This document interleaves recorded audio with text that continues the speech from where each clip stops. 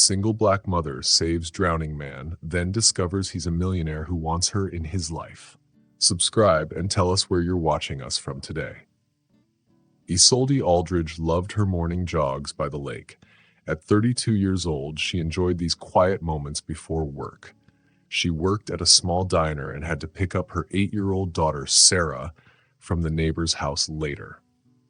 Just 10 more minutes, she told herself, pulling her jacket tighter to keep warm. Then she saw something strange. The water moved, and she saw a man's arm go under the surface. Without thinking, Isolde kicked off her shoes. "Hey!" she shouted, hoping someone else was there. But the park was empty. "Hold on," she yelled again and jumped into the freezing lake. The cold water took her breath away, but she swam fast to where she had seen the arm. She dived under the water, but it was dark and hard to see. Then she felt something. Fabric. She grabbed it and pulled as hard as she could. A man's body floated up. He wasn't moving. Isolde used all her strength to pull him to the shore, her arms aching. "Please be alive," she whispered. She checked his pulse. He was alive. Isolde remembered the CPR class she took when Sarah was born. She quickly pressed on his chest and blew air into his mouth. After what felt like forever, the man coughed, spitting out water. His eyes stayed closed, but he was breathing. Isolde grabbed her phone from her jacket and called 911. "I need an ambulance at Riverside Park, north entrance," she said, her teeth chattering. "A man almost drowned. He's breathing but unconscious." She covered the man with her jacket while they waited. His wet clothes were fancy, a nice suit and an expensive watch. He must be rich, she thought. Soon the paramedics arrived. One of them looked at Isolde and said, "You saved his life. If you had been a minute later, it would have been too late." "Will he be okay?" Isolde asked. "Hard to say. Are you family?" "No, I just found him in the water." "We're taking him to Memorial Hospital," the paramedic said. "You should get checked too. That water was freezing." "I'm fine," Isolde said. She had to get to work. She watched as the ambulance left, then grabbed her things and ran to the diner. Dorian Ashford woke up to bright lights and beeping machines. His throat hurt like he had swallowed sand. "He's awake," a nurse said.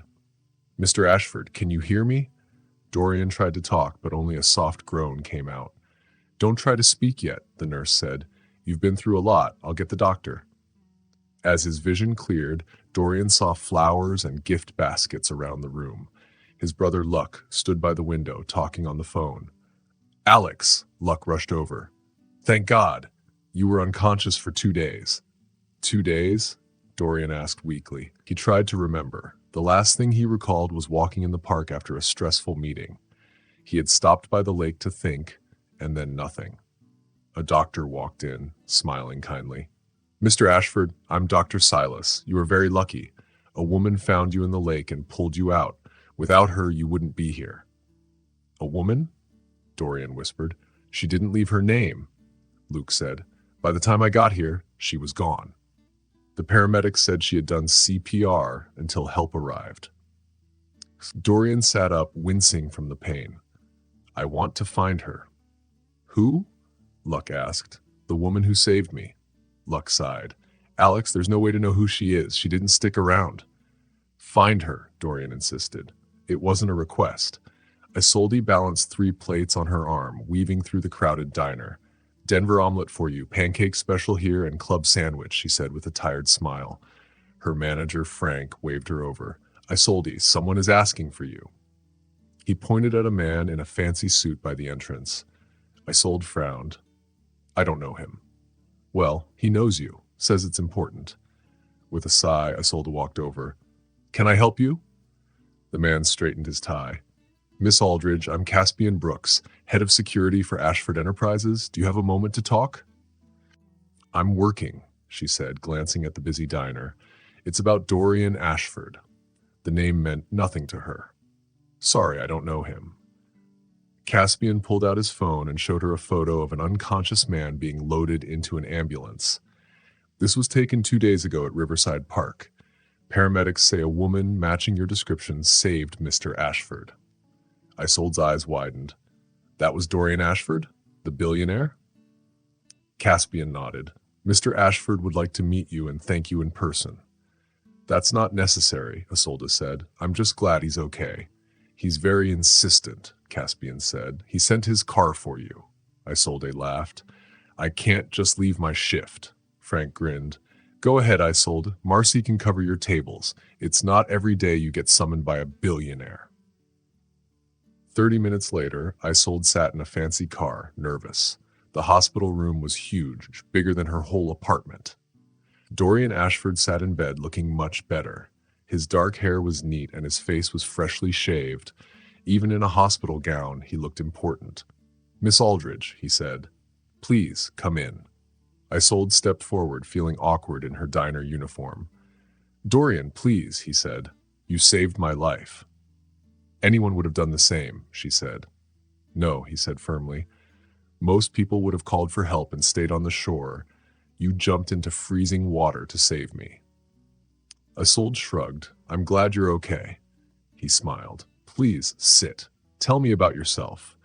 There's not much to tell. I was just in the right place at the right time. Caspian had told you he was a waitress. Do you have family? Dorian asked. Isolde hesitated. A daughter, Sarah. She's 8. I'd like to thank you properly. Anything you need, money, a better job, a new home, just name it. Isolde's face hardened. I didn't save you for a reward. Instead of looking upset, Dorian smiled. I'm used to people wanting something from me. Well, I don't, Isolde said. I'm just glad you're okay. She stood to leave, but Dorian gently took her hand. His touch was warm. Thank you, Isolde Aldridge. I won't forget what you did. Isolde's heart beat faster, but she pulled her hand away. Goodbye, Mr. Ashford. A week later, Isolde found an envelope in her mailbox. Inside was a letter. Dear Miss Aldridge, I respect your decision not to accept my help, but I hope you'll accept my invitation to dinner this Saturday. My driver will pick you up at 7 p.m. Your daughter is welcome to join us. Isolde opened the envelope and found a small card inside. On the back, there was a phone number written. Mom, what is that? Sarah asked, looking over Isolde's shoulder. Nothing, sweetie, Isolde said, quickly putting the letter away. Just a dinner invitation. From who? Sarah asked. Remember that man I told you about? The one who fell into the lake? Sarah's eyes got big. The rich man? Are we going to his house? No, honey, we're not going, Isolde said. Sarah frowned. Why not? Is it because we don't have fancy clothes? Isolde sighed. Her daughter always asked the right questions. It's not that, she said. We just don't belong in his world. But he invited us. That means he wants us there, Sarah said. Isolde looked at the letter again. She felt unsure. Should she go or not? We'll see, she finally said. That night, after Sarah went to bed, Isolde picked up the phone and dialed the number on the card. Ashford Residence, a serious voice said. This is Isolde Aldridge, she said. I got an invitation from Dorian Ashford. One moment, please. Then Dorian's voice came on the phone. Isolde, I'm happy you called. The way he said her name made Isolde's heart beat faster. About your invitation. Please say you'll come, Dorian said. No pressure, just dinner. Isolde took a deep breath. My daughter wants to come too. Sarah is more than welcome, Dorian said. Isolde could hear the smile in his voice. I'll see you both on Saturday at 7. After hanging up, Isolde sat on the bed, feeling nervous. Dorian Ashford was rich and powerful. Why did he want to have dinner with a single mom who worked as a waitress? But as she thought about him, she remembered his warm smile and his blue eyes. For the first time in years, Isolde felt something she hadn't felt in a long time. Hope. When Saturday arrived, Isolde felt panicked. She stood in front of her closet, pushing clothes aside. I don't have anything fancy to wear, she said. You look pretty in your blue dress, Sarah said. She was already dressed in her nicest outfit. Isolde smiled. You look beautiful, sweetheart. At exactly 7 p.m., the doorbell rang. Isolde opened it and saw Caspian, Dorian's security guard. Good evening, Miss Aldridge. The car is ready. 20 minutes later, they arrived at a beautiful restaurant high above the city. Caspian led them to a private dining room where Dorian was waiting. When he saw Isolde in her simple blue dress, his eyes lit up. He stood up and smiled. Isolde, I'm so glad you came. Then he knelt down to Sarah's level. And you must be Sarah. It's very nice to meet you. Sarah looked at him with big, curious eyes. Are you really a billionaire? Isolde gasped. Sarah! But Dorian just laughed. Yes, I am, but that's not the most interesting thing about me. What is? Sarah asked. Well, Dorian said, I can juggle and I make really good pancakes. Sarah grinned. I love pancakes. Then we are already friends, Dorian said. Shall we eat? Isolde watched in amazement as Dorian talked to Sarah all through dinner. He listened to her stories, answered her many questions, and never once looked at his phone. When Sarah went to the bathroom, Dorian turned to Isolde. She's wonderful, he said. You've done an amazing job raising her. Thank you, Isolde said, touched by his kind words. It hasn't been easy, but she's worth it. Her father isn't around? Dorian asked gently. Isolde shook her head. He left when I was pregnant. It's been just me and Sarah ever since. Dorian's face darkened. His loss. Isolde looked away. What about you? No wife or kids? No, Dorian said. I was too busy building my business. At least that's what I told myself. And now? Isolde asked. Now, I'm not so sure that was the right choice, Dorian said. Almost dying changes how you see things. Their eyes met, and Isolde felt her heart race again. After dinner, Dorian insisted on walking them home. As they reached her apartment, he smiled. I had a great time tonight, he said. Me too, Sarah said. Can we do it again? Dorian looked at Isolde, waiting for her answer. Maybe, she said with a small smile. I'll take that as a yes, Dorian replied. Then, to Isolde's surprise, he leaned down and kissed her cheek. Good night, Isolde Aldridge. After they went inside, Sarah twirled around the living room. I like him, Mom. He's nice. Yes, he is, Isolde admitted, touching her cheek where he kissed her. Are you going to see him again? Sarah asked. Isolde sat down, unsure. I don't know, honey. His world is very different from ours. But he likes us, and you like him too. I can tell, Sarah said. Before Isolde could say anything, her phone buzzed with a message from Dorian. Thank you for tonight. I haven't had this much fun in years. Would you and Sarah join me for a picnic tomorrow? No fancy restaurants, I promise. Just the three of us. Isolde stared at the message. She should say no. Dorian was too different from her, but instead she found herself typing, We'd love to. Isolde pressed the send button, but she couldn't stop feeling that something big was about to happen in her life. It could be good or bad, but she knew things would change forever. The park was full of people enjoying their weekend. Dorian laid a red and white checkered blanket on the grass. He had insisted on carrying the picnic basket himself, even though Caspian, his bodyguard, was close by. Is this spot okay? Dorian asked, suddenly looking unsure. Dorian Ashford was a very rich man who made big decisions every day without worry, but now he was nervous about picking a picnic spot. Isolde smiled. It's perfect. She helped Sarah sit on the blanket. Today, Isolde was wearing jeans and a simple t-shirt with her hair tied back in a ponytail. To Dorian, she had never looked more beautiful.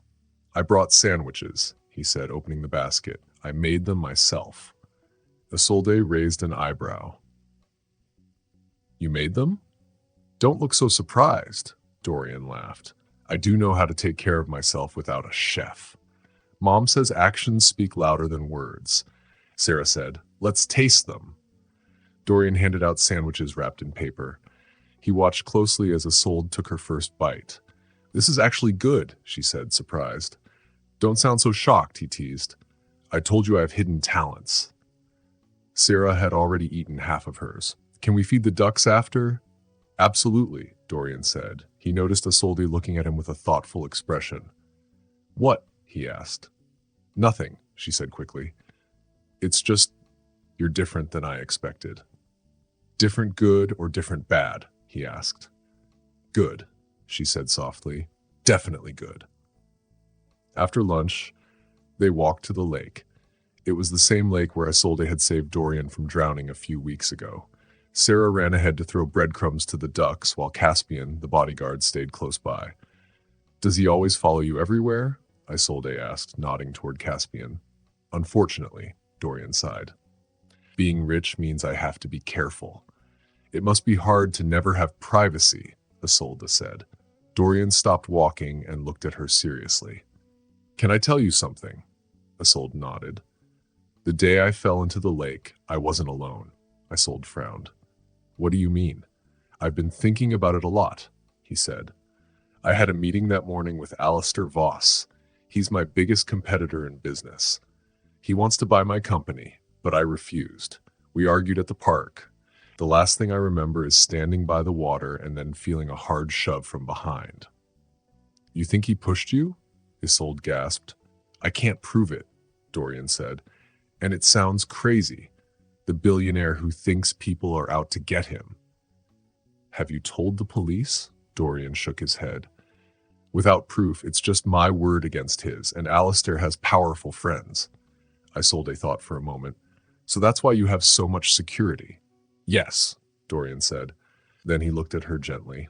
But with you and Sarah, I just want to be normal. No bodyguards, no business fights, just a man enjoying a picnic with a beautiful woman and her daughter. Isolde felt her cheeks turn pink. Dorian.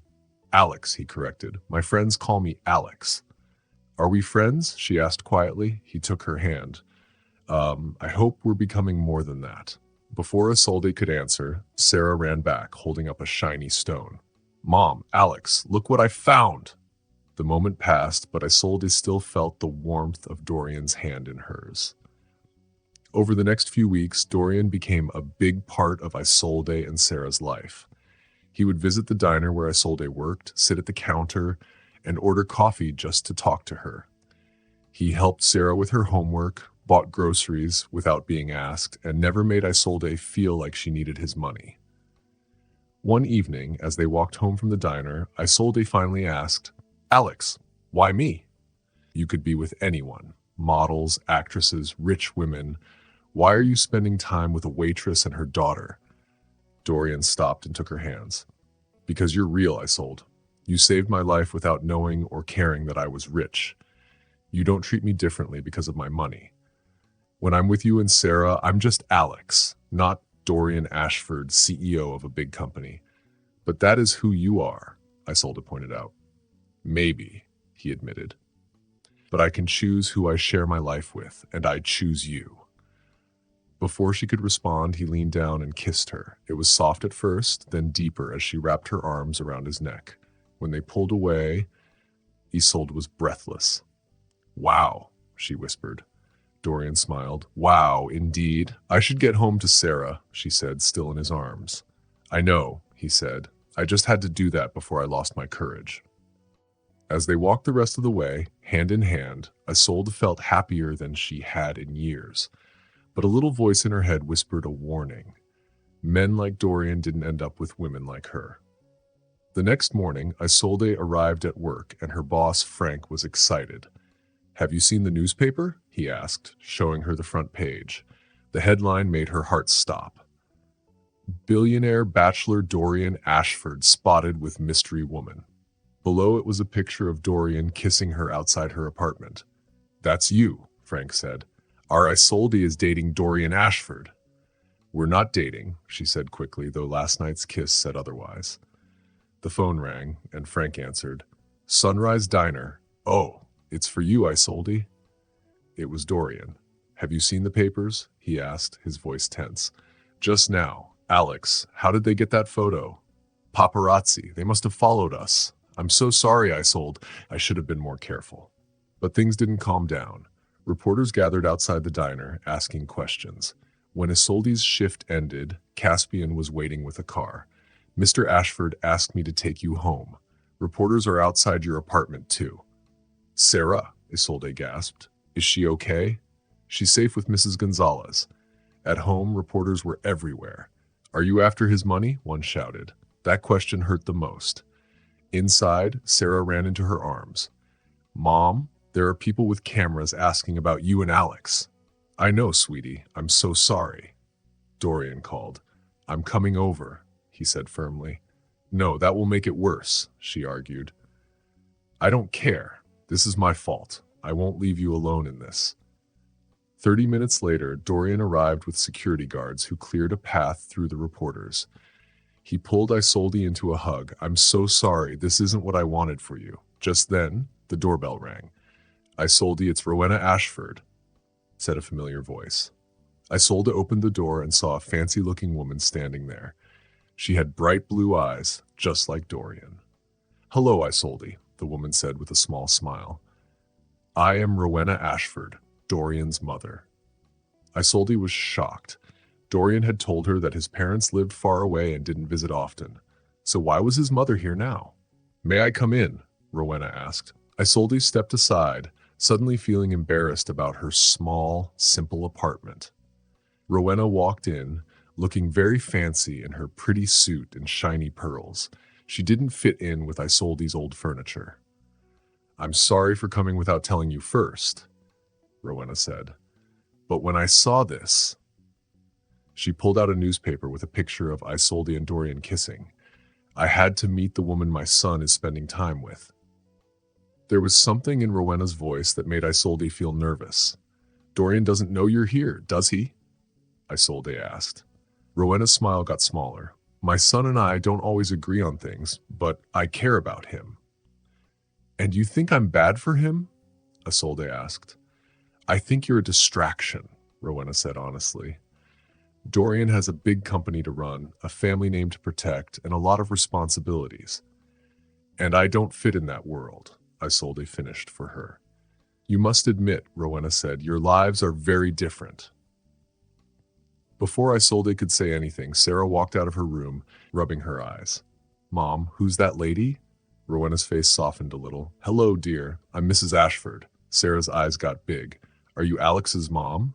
Yes, I am. Alex makes really good sandwiches, Sarah said, and he's teaching me chess. Rowena looked surprised. Is he now? Yeah, he says I'm really good at it, Sarah grinned. Mom, can I have breakfast? Of course, honey. Go wash up first. Once Sarah was gone, Rowena turned back to Isolde. She seems like a lovely child. She is, Isolde said firmly. Isolde, I know you care about my son, Rowena said. But Dorian's life is complicated. There are people who might want to hurt him or those he cares about. Like Alistair Voss? Isolde asked. Rowena's eyes narrowed. So he told you about that? Interesting. She picked up her purse. Just think about what I said. A clean break now is better than a messy ending later. When Rowena left, Isolde sat down, feeling shaken. The worst part? Rowena had said things that Isolde was already worried about. What if she and Sarah were just going to get their hearts broken? That night, Dorian returned from his trip. He called as soon as his plane landed. I missed you. Both of you. Let's have dinner at my place. I'll send a car. Isolde hesitated. Alex, there's something we need to talk about. His voice got serious. Did something happen? Your mother came to see me. There was silence, then a quiet curse. I'm coming over. No, Alex, wait. But he had already hung up. 40 minutes later, Dorian walked into her apartment, looking angry. What did she say to you? Hello to you too, Isolde said, crossing her arms. Dorian ran a hand through his hair. I'm sorry. My mother had no right to come here. She's worried about you. No, she's worried about what people think, Dorian said. Just then, Sarah came running. Alex, you're back. Dorian's face softened. He knelt down and hugged her. Hey, Squirt, I brought you something from Chicago. He pulled out a small snow globe. Cool, Sarah shook it, watching the snow swirl. Can I show Mrs. Gonzalez? Sure, Isolde said, glad for a moment alone with Dorian. Once Sarah left, Dorian turned back to Isolde. Tell me everything she said. Isolde told him about Rowena's visit. Dorian's face grew darker. She had no right, but was she wrong? Isolde asked quietly. Our worlds are so different. People want to hurt you. You said so yourself. So what? Dorian asked. We just give up? Let fear win? He took her hands. Isolde, I don't care about different worlds. I care about you. I care about Sarah. I care about how I feel when I'm with you both. And how do you feel? Isolde whispered. Alive, he said. For the first time in years, I feel truly alive. Isolde wanted to believe him, but she was still scared. What happens when you get tired of reporters calling me a gold digger, or when your rich friends think I don't belong? I don't care what they think, and neither should you, Dorian said. It's not that simple, Alex. I have Sarah to think about. I can't let her get hurt when this falls apart. When, he repeated. Not if, but when. You already decided this won't last. I'm being realistic. No, you're being afraid, Dorian said softly. I understand you've been hurt, but I'm not him, Isolde. I won't walk away. She looked into his eyes. Okay, dinner tonight, Dorian smiled. You won't regret it. But as he left, Isolde wondered if she was making a huge mistake. Dorian's home was huge. Wow, Sarah whispered. It's so big. It's a bit much, isn't it? Dorian said. I'm barely here. The chef, Carlo, smiled. Mr. Ashford talks about you a lot. I hope you like Italian food. We love it, Isolde said. After dinner, Carlo brought chocolate souffle. Sarah clapped. This is the best thing I've ever eaten. Dorian laughed. I'll tell Carlo.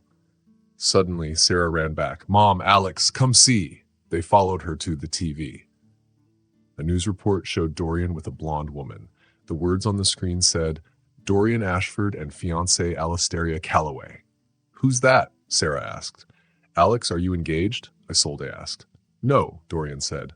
Alistaria is lying. On TV, Alistaria spoke. Dorian and I have been together for over a year. These rumors are false. Isolde felt sick. We should go. Isolde, don't do this, Dorian begged. Goodbye, Alex. The next morning, Isolde ignored Dorian's calls. Mom, are we never going to see Alex again? Sarah asked sadly. It's complicated, honey. But you like him, and he likes you. Isolde's heart ached. Sometimes, liking someone isn't enough. Isolde tried to tell Sarah that Alex's life was very different from theirs. But Sarah didn't give up. He makes you smile, Sarah said. You didn't smile like that before. Isolde didn't know how to explain to an 8-year-old that love was not always enough. Sometimes you had to protect your heart, even if it hurt. Just then, the doorbell rang. Isolde felt nervous. Was it Dorian? But when she opened the door, it was Caspian. Miss Aldridge, Caspian said formally. Mr. Ashford asked me to give you this. He handed her a small envelope. He's not here, is he? Isolde asked, looking past Caspian. No, ma'am. He's at a press conference, Caspian said. It's on TV right now. After Caspian left, Isolde turned on the TV. There was Dorian standing at a podium, looking tired but serious. I want to talk about the rumors about my personal life, he said. First, I want to say clearly that I am not and have never been engaged to Alistaria Calloway. We dated for a short time last year, but that ended months ago. Isolde's heart started beating fast. Second, I want to talk about Isolde Aldridge, Dorian continued. His voice softened when he said her name. She saved my life after an accident at Riverside Park. She's a wonderful woman with great character. Any bad things people say about her are completely false. He looked straight into the camera as if he knew she was watching. Alistaria Calloway acted like my relationship with Isolde was something bad, Dorian said. It's not. Meeting Isolde Aldridge is the best thing that ever happened to me. Tears filled Isolde's eyes. That's all I have to say, Dorian finished. Please respect Isolde Aldridge and her daughter's privacy. The reporters shouted questions, but Dorian ignored them and walked away. Isolde's hands shook as she opened the envelope Caspian had given her. Inside was a note from Dorian. Isolde, I understand if you need time, but please know this. I have never been more sure of anything than I am of my feelings for you. When you're ready to talk, I'll be waiting. All my love, Alex. Isolde held the note against her chest. Was there hope for them? Or was she just making a mistake that would break her heart even more? Sarah climbed onto the couch beside her. Are you going to call Alex? Isolde put her arm around Sarah. I don't know yet, honey. I think you should, Sarah said wisely. He makes the sad go away. Isolde kissed the top of Sarah's head. She wished she could see the world as simply as her daughter did. But as she watched the news replay Dorian's speech, She knew one thing for sure. She couldn't walk away without giving them a chance. With shaking fingers, she reached for her phone. She hovered over Dorian's name. Her heart said, "Call him." But her mind told her to wait. Before she could decide, her phone rang. It wasn't Dorian. "Hello?" she said, not recognizing the number. "Miss Aldridge, this is Detective Gideon from the police department. I need to speak to you about Dorian Ashford." Isolde's stomach dropped. "Is he okay?" "He's fine, ma'am, but we need to talk about the incident at Riverside Park. Could you come to the station today?" After hanging up, Isolde called Mrs. Gonzalez to watch Sarah. Then she took a taxi to the police station. Detective Gideon was a serious-looking woman with short gray hair. "Thank you for coming, Miss Aldridge," she said, leading Isolde to a small room. "Mr. Ashford believes he was pushed into the lake by Alistair Voss, the CEO of Voss Industries." "He told me that," Isolde said. "They argued and then he felt someone push him." The detective nodded. "This is very serious. If Mr. Ashford is right, this could have been an attempt to kill him." Isolde's eyes widened. "Kill him? He could have died if you weren't there," Detective Gideon said. "That's why we need your help. You were the first person to find him." Isolde told the detective everything she remembered: the empty park, Dorian in the water, and his expensive clothes. "Did you see anyone else?" the detective asked. "No," Isolde said. "I called for help, but the park was empty." The detective made notes. "Mr. Ashford said you two have been seeing each other since then." Isolde blushed. "We were, but things are complicated now." Detective Gideon gave her a kind look. "High-profile cases like this put a lot of pressure on relationships. Just be careful." "What do you mean?" Isolde asked. "Alistair Voss is a powerful man. If he really tried to hurt Dorian, he won't want witnesses speaking out. He might try to scare you." Isolde felt a chill. "You think I'm in danger?" "I think you should be careful," Detective Gideon said. "Mr. Ashford has good security. You might be safer with him." Isolde left the police station, her mind spinning. Was she wrong to leave Dorian? If Alistair was dangerous, was she and Sarah safer with him? Her phone rang. It was Dorian. "Isolde," he said anxiously. "Detective Gideon spoke with you. Are you okay?" "I'm fine," she said. "Alex, why didn't you tell me you went to the police about Alistair?" "I wanted to," Dorian said, "but then everything happened with Alistaria and you left." He paused. "Where are you now?" "Just leaving the police station." "Stay there. I'm sending Caspian to get you." "Alex, please." "Isolde, just until we know what Alistair might do. Let me keep you and Sarah safe." 10 minutes later, Caspian arrived in the black car. He took Isolde to her apartment, where she packed bags for herself and Sarah. Then they picked up Sarah from Mrs. Gonzalez's house. "Are we going to Alex's house?" Sarah asked excitedly. "Just for a little while," Isolde said, "like a mini vacation." But instead of the penthouse, Caspian drove them to a large house outside the city. "Where are we?" Isolde asked. "Mr. Ashford's country home," Caspian said. "It's safer here." Dorian was waiting on the front steps. He looked tired but happy to see them. "Thank you for coming," he said, helping with their bags. "I was so worried." Sarah ran to him and hugged him. "I missed you." Dorian hugged her back. "I missed you too, Squirt." He looked at Isolde. "Both of you." The house was warm and cozy. "This is my favorite place," Dorian said. "I come here to escape the city." "It's lovely," Isolde said. Dorian looked serious. "I know this is awkward, but I had to make sure you and Sarah were safe." Isolde hesitated. She had missed him so much. "Okay," she said, "but just until this is over." Relief filled Dorian's face. "Thank you." Dorian hesitated when Isolde mentioned Alistaria. "We don't need to talk about that now," Isolde said quickly. "Yes, we do. You need to know the truth," Dorian said, holding her hands. "Alistaria and I dated for 3 months last year. It was never serious, at least not for me. When I told her it was over, she didn't take it well. She has been trying to get back together ever since." "She looked very convincing on TV," Isolde said, feeling hurt. Alisteria is good at trick-kicking people. She saw us in the newspapers and decided to make it seem like we were still together. Dorian squeezed her hands. But there is nothing between us, Isolde. There hasn't been for a long time. Isolde wanted to believe him. His eyes looked honest. I'm sorry I ran away, she admitted. I was scared. Your world is so different from mine, and when I saw Alisteria... You thought the worst of me, Dorian finished sadly. No, Isolde said. I thought the worst of myself, that I wasn't good enough for your world. Dorian touched her face. You are my world, Isolde. You and Sarah. The rest doesn't matter.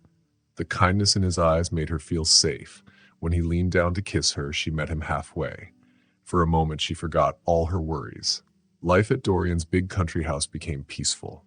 While Dorian worked in his office, Isolde and Sarah played outside, swam in the pool, and enjoyed being away from reporters. At night, they ate dinner together, played board games, and watched movies. It felt like they were a real family. One night, after Sarah went to bed, Isolde and Dorian sat outside, looking at the stars. I could get used to this, Isolde said, sipping her drink.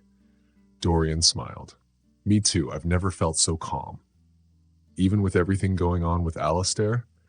Even with that, Dorian said, holding her hand. When I'm with you and Sarah, all the problems seem smaller. What happens when this is over? Isolde asked. When Alistair is caught and it's safe to go home? Dorian looked serious. Do you have to go? Alex, we can't stay here forever. Sarah needs to go back to school. I need to work. You could find a school nearby, Dorian suggested. And you don't need to work. I have enough money. That's not the point, Isolde said. I don't want to be taken care of. I need my independence. Dorian sighed. I know. That's one of the things I love about you. The word hung in the air. Love. You love me? Isolde whispered. Dorian met her eyes. More than I ever thought possible. I love how strong you are. I love how much you protect Sarah. I love that you saved my life without knowing who I was. And I love that you don't care about my money. Tears filled Isolde's eyes. You don't have to say it back, Dorian said quickly. I just wanted you to know. But Isolde did know. She realized she loved him too, even with their differences. She smiled. I love you too. Dorian's face lit up with happiness. When he kissed her, it felt like home. Later that night, as they lay in bed, Isolde traced shapes on his chest. What are you thinking? Dorian asked, playing with her hair. That I'm happy, she said, but also scared. Scared of what? Losing this, losing you. Dorian held her close. You won't lose me, Isolde. I promise. You can't promise that. What about Alistair? Your mother? What about the next Alisteria who tries to take you away? Alistair will be caught. My mother will accept us, or she won't, but it won't change how I feel about you. And there won't be another Alisteria because I only want you. His words comforted her, but Isolde still felt unsure. Get some sleep, Dorian whispered. Tomorrow is another day. The next morning, Isolde woke up and found Dorian talking on the phone in his office. His voice sounded serious. Are you sure? Yes, I'll tell her, he said. When he saw Isolde, he looked worried. What's wrong? She asked. That was Detective Gideon. They have a warrant to arrest Alistair Voss, but he disappeared. He left the country last night on a private jet. So he's gone? That's good, right? Not really. He could still be dangerous. The detective thinks we should stay careful. Should we tell Sarah? No, let's not scare her. We'll just act normal. But normal was hard when Dorian's mother showed up unexpectedly. Mother, Dorian said, surprised. This is unexpected. Rowena Ashford, elegant and serious, looked at Isolde. I see you're still together. Yes, we are, Dorian said firmly. Mother, please call before you visit. Rowena sighed. We need to talk about the meeting tomorrow. The board is voting on the Westfield merger. I'll be there, Dorian said. You can't just call in. This is important, Rowena said. I know. I'll handle it. Rowena lowered her voice, but still spoke loudly enough for Isolde to hear. The board is worried about your choices. After that drama with Alisteria and the waitress, her name is Isolde, Dorian said sharply, and my personal life is not the board's business. It is when it affects the company. Alistair is using this as a chance to make you look bad. Isolde felt embarrassed. Was she hurting Dorian's business? Mom? Sarah tugged Isolde's sleeve. Are you okay? I'm fine, sweetie. Go play for a bit. After Sarah left, Isolde listened as Rowena spoke. You can't choose someone you barely know over the company, she said. I'm not choosing anyone over anything, Dorian replied. I'm trying to balance everything. Are you? Because it looks like you're hiding here while the company struggles. Her words made Isolde wonder. Had Dorian been neglecting his business for her? I think you should go, Mother, Dorian said firmly. Rowena sighed. Just be at the meeting tomorrow. 9 sharp. After she left, Dorian looked at Isolde. I'm sorry you had to hear that. Is it true? Is your company struggling because of me? No, Dorian said. The merger has been planned for months. Any problems are temporary. But Isolde wasn't sure. Maybe you should focus on the meeting tomorrow. I will, Dorian promised. I'll go and be back by dinner. Everything will be fine. The next day after Dorian left, Isolde and Sarah played in the house. Around noon, the security system beeped. Caspian checked the camera. It's Mr. Luke Ashford. Luke looked a lot like Dorian, but had green eyes. He smiled. So you're the famous Isolde. All good things, I hope, Isolde said. The best, Luke said. He knelt beside Sarah. And you must be Sarah. I hear you're a chess champion. Sarah giggled. Want to play? I'd be honored, Luck said. As they played, he turned to Isolde. Our family has secrets. Before Isolde could ask what he meant, Sarah came back with the chess set. Luck spent the next hour playing with her and letting her win while telling stories about growing up with Dorian. He was always the responsible one. Luke told Isolde as they watched Sarah swim later that afternoon. Even as a kid, he felt the weight of being the heir to the Ashford family fortune. I got off easy as the second son. He doesn't talk much about his childhood, Isolde said. It wasn't very happy, Luke admitted. Our parents were busy with their company and didn't spend much time with us. Alex practically raised me after our nanny left when I was 8. Isolde thought about how kind and caring Dorian was with Sarah. Now she understood why. He's different with you, you know, Luck said suddenly. Different how? Happier, more relaxed. When he called to tell me about you, I could hear it in his voice. Luke smiled. You're good for him. I hope so, Isolde said quietly. Sometimes I wonder if I just make his life harder. Oh, you definitely do, Luck laughed, but in the best way. As the evening came, Isolde checked her phone. No messages from Dorian. The meeting must be running long, Luck said, noticing her worry. Board meetings can take hours, especially with our mother involved. He said he'd be back for dinner. I'm sure he'll call soon, Luke assured her. In the meantime, how about I help with dinner? I make a mean lasagna. Cooking with Luck was fun. He was charming and funny, sharing more stories about Dorian. By the time dinner was ready, Isolde felt like she had known Luck forever. But Dorian still hadn't called. Dinner passed with no word from him. Should I call him? Isolde asked as they cleaned up. The boardroom has a no-phones policy, Luke explained, but I can call Mother's assistant and check. He stepped away to make the call. A few minutes later, he returned with a frown. That's strange. Janice says the meeting ended 2 hours ago. Isolde felt uneasy. Then where is he? Luck pulled out his phone. Let me try his cell. The call went straight to voicemail. He then called Dorian's assistant and driver. No answer. I'm sure there's a simple reason, Luck said, but he looked worried. Maybe his phone died. Just then, Caspian, the family's butler, walked into the kitchen. His face was serious. Mr. Luke, Miss Aldridge, there's something you need to see. He led them to the living room and turned on the TV.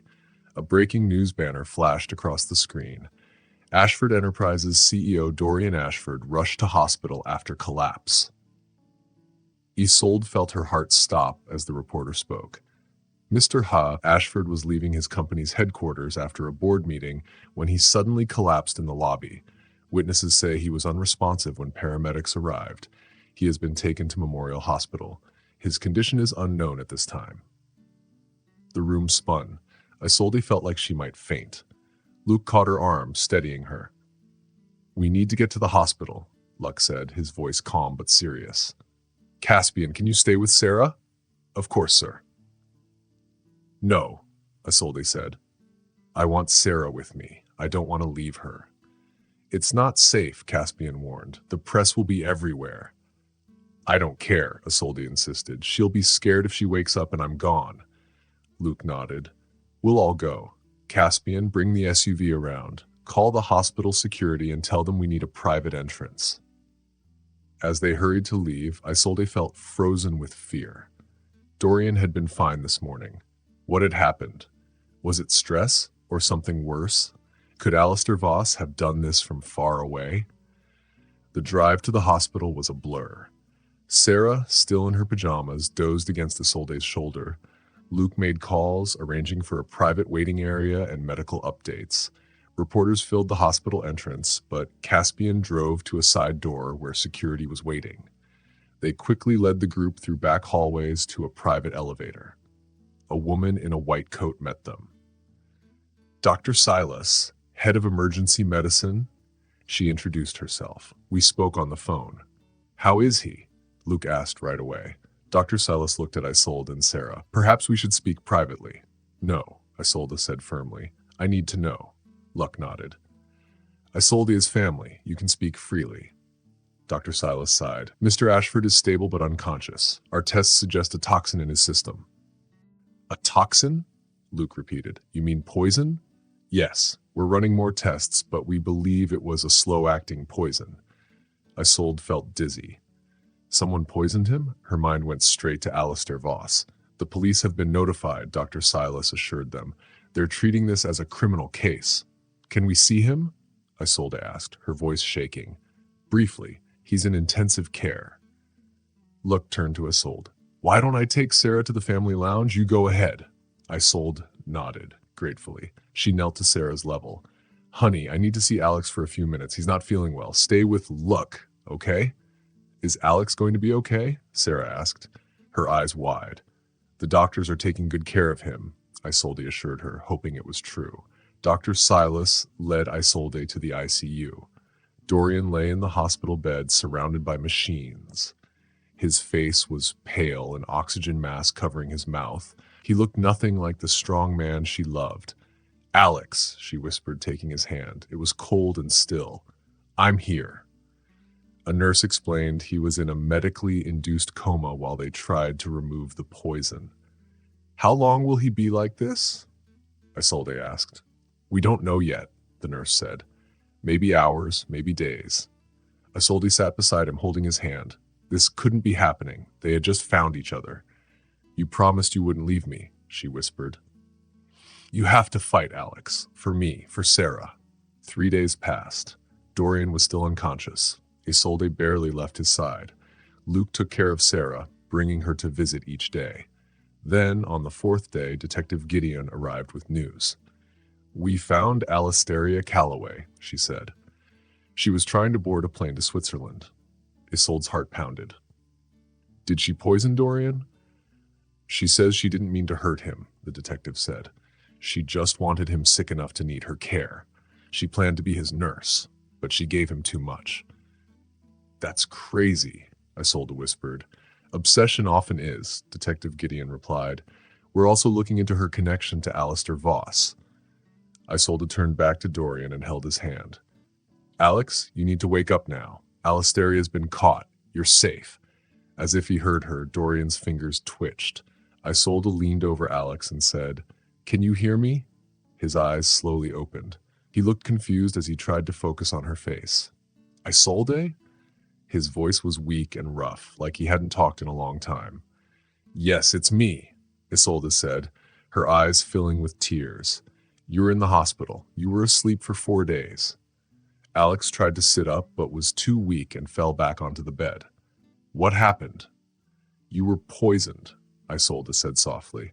"The police arrested Alistair. They think she put something in your food when you had lunch."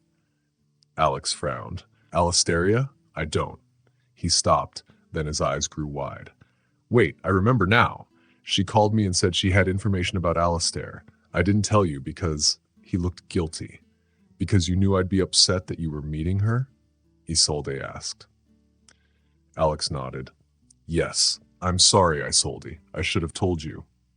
Isolde felt sad but asked, what did she say she knew? She said Alistair asked her to help make me look bad. She pretended to help him so she could get proof.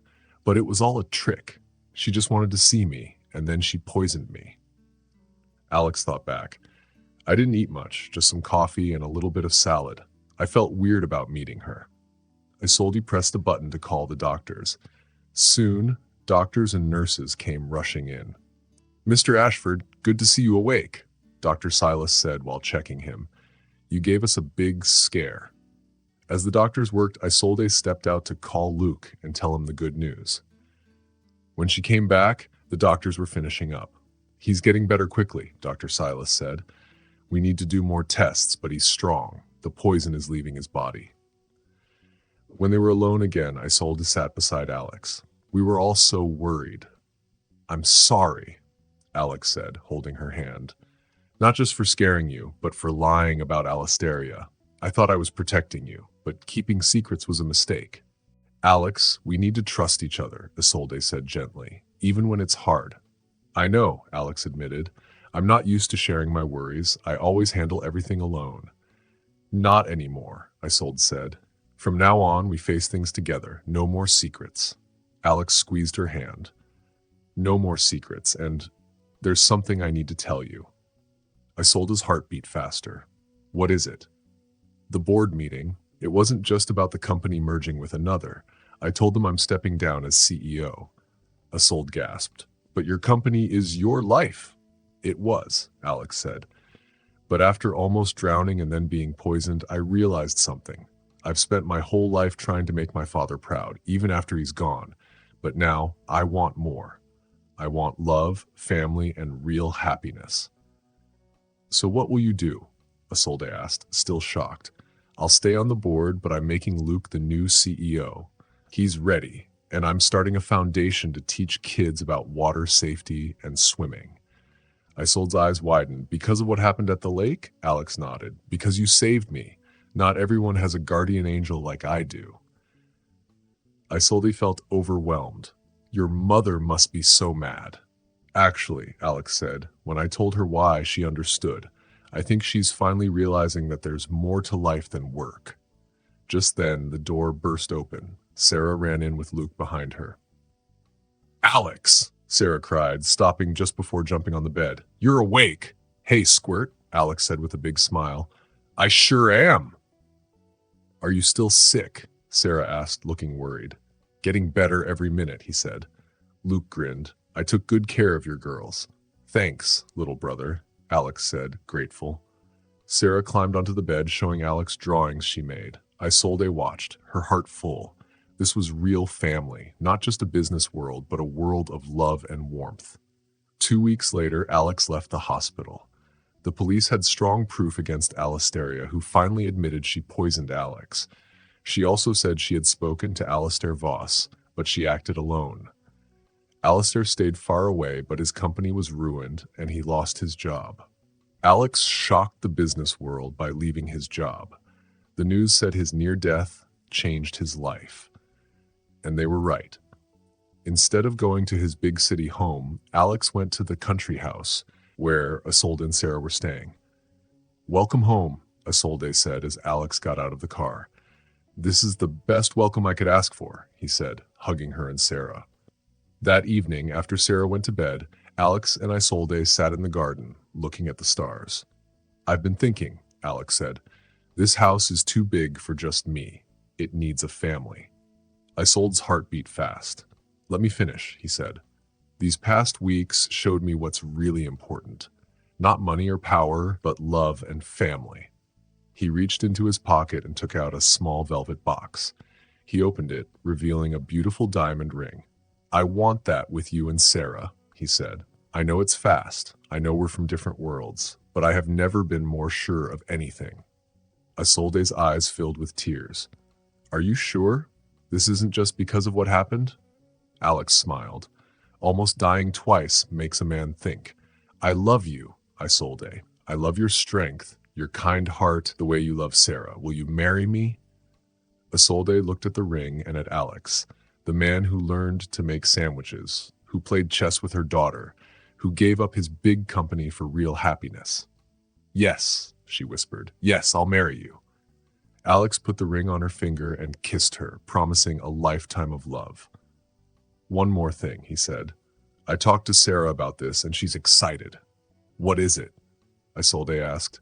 Adoption, Alex said. I want to be Sarah's dad in every way that matters. Tears ran down Isolde's cheeks. You talked to her about this? Yes, I told her how much I love her and want to be her dad. She was happy. She also asked if that meant she could have a pony.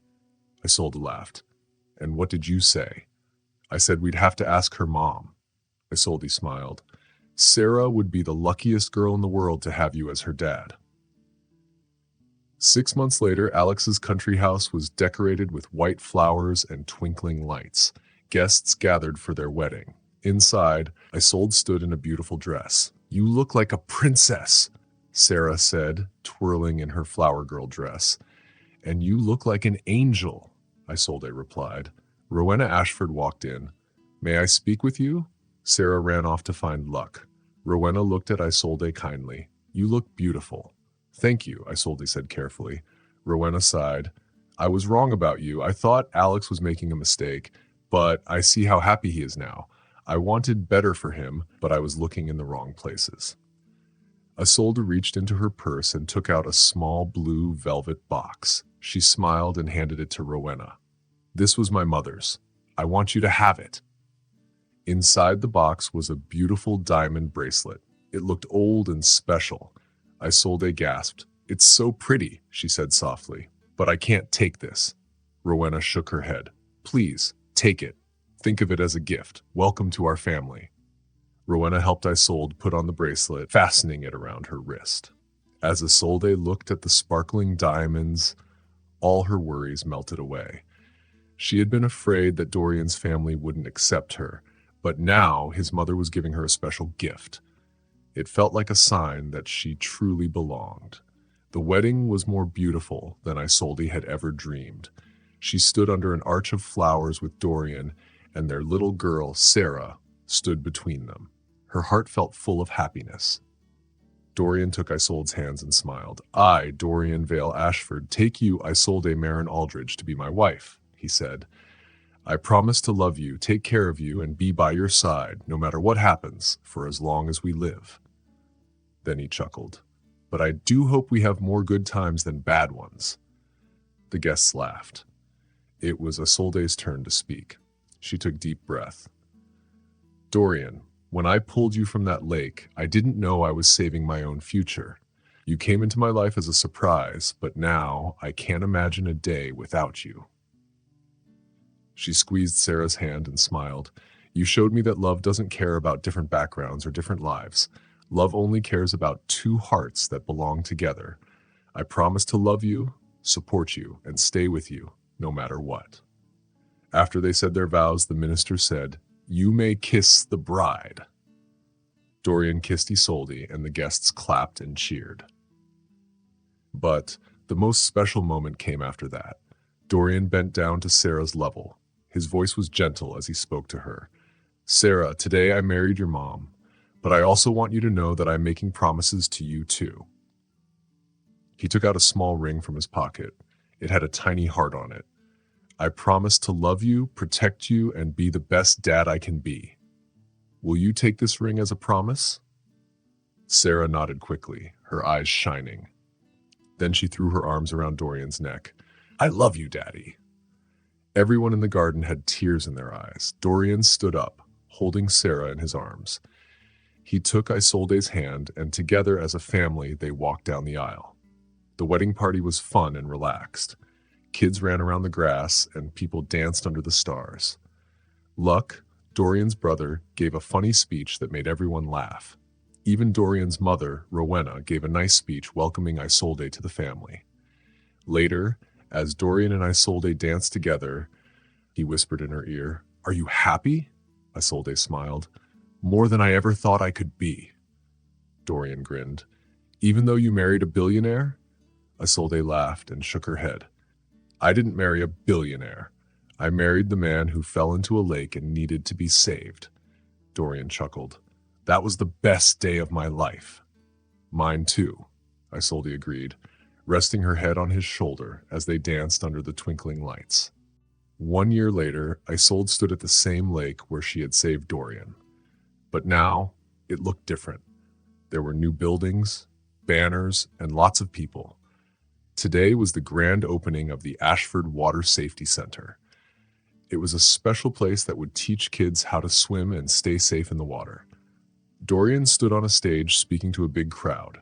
Sarah, now 9 years old, stood proudly beside him, wearing a t-shirt that said Junior Water Safety Instructor.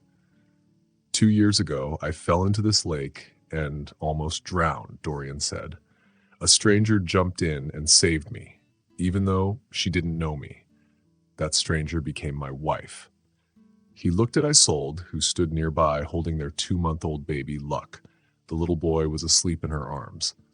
Dorian kept talking about how the new center would help kids across the country learn how to swim. Not everyone is lucky enough to have a guardian angel watching over them, he said, repeating what he had told Isolde in the hospital. We want to make sure they don't need one. After the ribbon-cutting ceremony, as people explored the new center, Dorian walked over to Isolde and wrapped his arm around her shoulders. What do you think? He asked. I think it's wonderful, Isolde said. You're going to help so many children. We are, Dorian corrected her. I couldn't have done this without you. Sarah ran up to them, her face full of excitement. Mom, Dad, did you see the pool? It's huge, Isolde smiled. We saw it, sweetheart. You're going to be a great instructor. Sarah grinned and ran back to her friends. Dorian pulled Isolde closer. Do you ever wonder what would have happened if you hadn't been jogging that morning? If you hadn't seen me fall into the lake? Isolde nodded. Sometimes, but then I remember what you always say. What's that? Dorian asked. That some things are meant to be, she said, looking up at him. That it wasn't just luck that brought us together. It was fate. Dorian kissed her forehead. I believe that more and more every day. Baby Luke moved in Isolde's arms, scrunching his tiny face before relaxing back into sleep.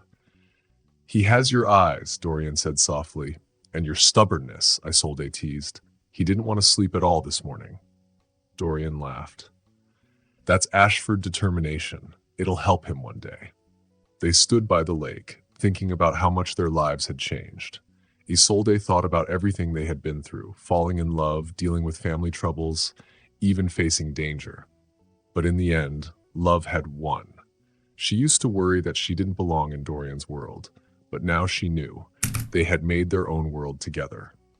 A world built on love, trust, and family. Dorian looked at her. Penny for your thoughts? Isolde smiled. I was just thinking how lucky I am that you fell into a lake. Dorian shook his head. No, I'm the lucky one. You didn't just save me from drowning, Isolde. You saved my life in every way that matters. He kissed her gently. The sun sparkled on the water, and they heard Sarah's laughter in the distance. Isolde knew this was the happiest ending she could ever imagine. Not because she had married a billionaire, but because she had married the man who needed saving, and in the end, they had saved each other. Thanks for watching. If you liked the story, don't forget to subscribe, like, and share your thoughts in the comments. Check out our other videos too. See you in the next one.